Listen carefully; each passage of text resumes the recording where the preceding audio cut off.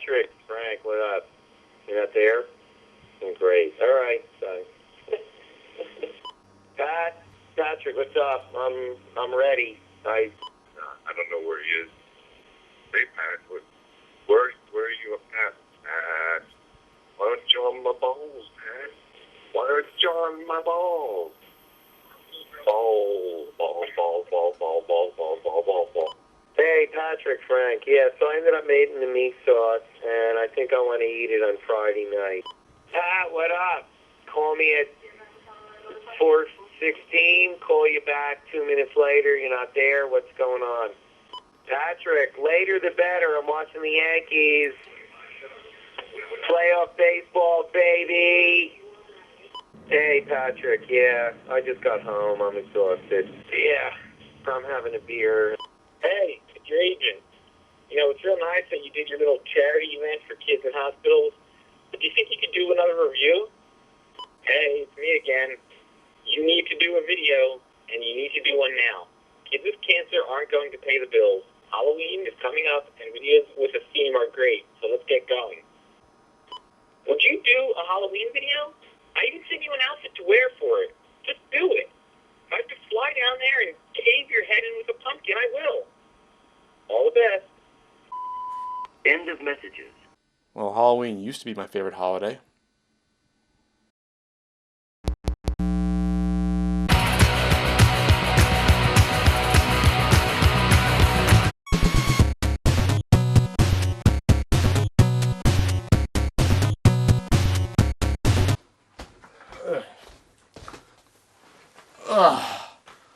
Oh great, another Halloween video. Yay, cobwebs! And it's not like the Ghostbusters NES games haven't already been reviewed to death. Or have they?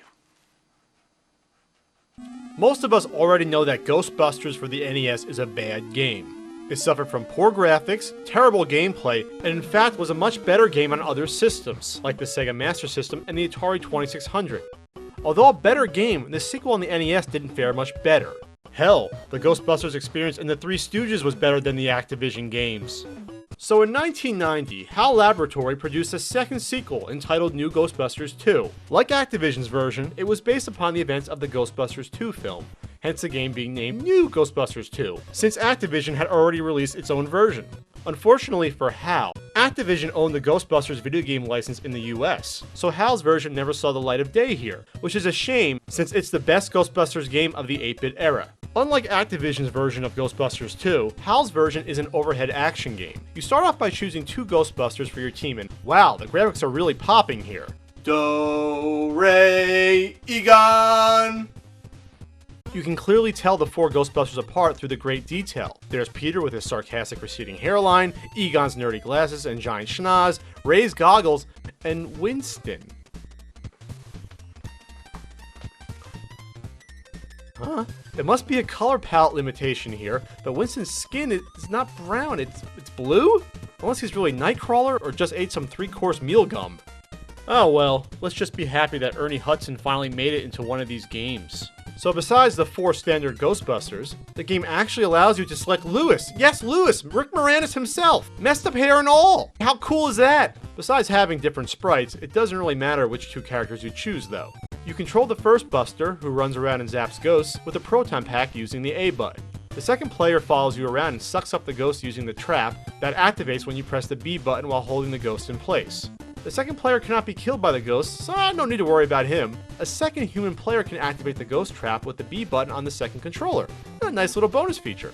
The gameplay is extremely simple, but it moves along at a quick clip. It's also very addicting to zap and bust all these ghosts. You know why? Because there's a great variety of ghosts that differ in attack type, patterns employed, and oh yeah, the ghosts were designed to look fun! And some of them actually appeared in the movies! You have good old Slimer, the Ghost Jogger, the Pink Slime, and of course, at the end you'll meet up with Vigo. Only a Carpathian would come back to life now and choose New York. Tasty pick. Bonehead? There's even the Scolari brothers. 2 in the box, ready to go. We be fast and they be slow. It's funny because it was a line in the movie. Even the ghosts not in the movies are sweet. How about a chainsaw-wielding ghost? How about a ninja ghost? HAL did a great job with enemy design and keeping it fresh, particularly in varying the ghosts somewhat stage per stage. On each stage, your only goal is to capture all the ghosts in each room before moving on. When that happens, a helpful arrow will point in the direction where you have to travel to get to the next room. This prevents you from wandering around aimlessly, which keeps the game moving. And speaking of the stages, they follow the plot of the Ghostbusters 2 movie pretty damn well. You start in the courtroom before moving to the subway tunnels, then Dana's place, and then finally you end up at the museum. What? An NES game that's faithful to the movie license? Out of your mind, son! The controls in the game, although simple, are tight. Since one touch from a ghost or its attack kills you, this is vital. When you freeze a ghost with the proton pack, you are able to move around and away while waiting for your buster buddy to snare it in your trap. This is essential for staying out of harm's way, especially when being engulfed by multiple enemies at once. New Ghostbusters 2 is a challenging game in places. There are times when enemies will spawn virtually on top of you, so you have to be quick on your feet. There are also rooms where ghosts will continually respawn one after another when you bust them. Plus, there are some tricky traps you'll encounter every so often, like this room with multiple Slimers hurling objects at you. As for the stage's bosses, a few can be a real pain, but once you figure out their patterns, you'll be fine. Either way, you may have trouble in spots, but you do get a few continues to help you along the way. And if you need to continue, you'll leave off right where your last life was lost. New Ghostbusters 2 is a very fun game, but not a perfect one. There was room for improvement. The second player's AI is pretty good, but every now and then he has problems deciding which way to move, especially when trying to get to a ghost around a corner. But at least you don't have to wait for him to follow when you're moving from one room to the next. There are no differences between the characters, which is a shame. It would have been nice to have some sort of movement differences or special weapon available per character.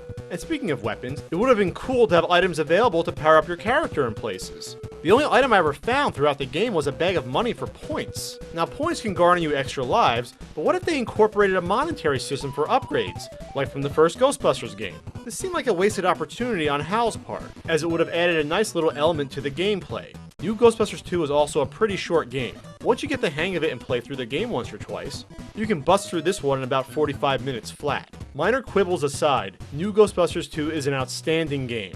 It utilizes the Ghostbusters license very well, has great graphics, nice sound, quirky and fun music, and most importantly, is a blast to play. It even has a funny and worthwhile ending. I know, shocking for a Ghostbusters game. No congratulation improving the justice of our culture, whatever that means. It's too bad that this game never made it over here stateside, as it would have washed the bad taste of the mediocre Activision Ghostbusters games out of our mouths. Unless you want to import a copy of New Ghostbusters 2 from Japan or Europe, you might have to employ the Big E in order to play this one. I ain't afraid of no emulator. I want some candy. Yeah, you'd think I would learn. Oh well, at least I didn't grow any extra hair this time out.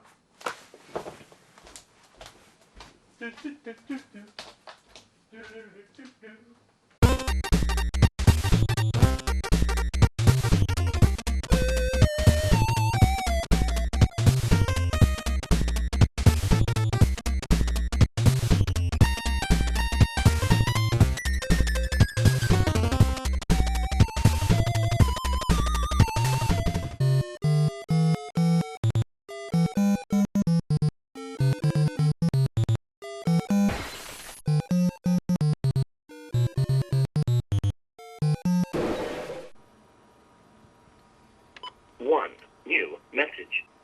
Why didn't you use the inflatable proton pack?